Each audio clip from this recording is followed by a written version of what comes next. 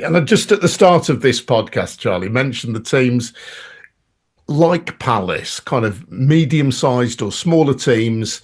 Leicester, who you can argue are slightly bigger than Palace. Wigan, who are definitely smaller. Portsmouth, smaller. But clubs of middling stature who've won the FA Cup have nearly all come to grief in the following seasons. Is that going to happen to Palace, do you think?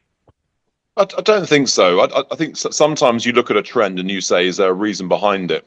And then you look at that trend and you go, well, not really. I mean, Portsmouth were in a sort of financial tailspin, which had nothing to do with winning the FA Cup or not winning the FA Cup. They went down for those reasons. They went bust fundamentally. They hideously overspent, hadn't they?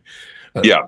Which I guess probably had something to do with them winning the FA Cup. The overspending probably did. But beating West Bromwich Albion in the semi-final, I'm not bitter.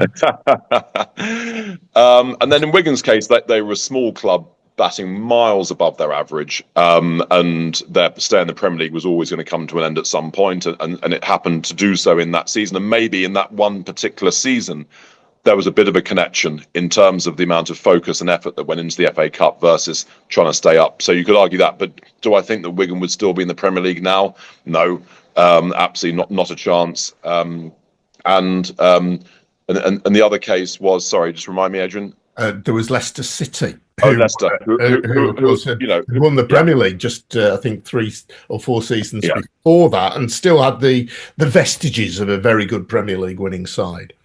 Yeah, and again, I don't think that their subsequent decline has got anything to do with winning the FA Cup. I think it's much more a fact that it's been a poorly run club for an awful long time now, and the FA Cup was the last sort of roar of an extraordinary one-off side that came together in a moment in time. So I don't think that's the case.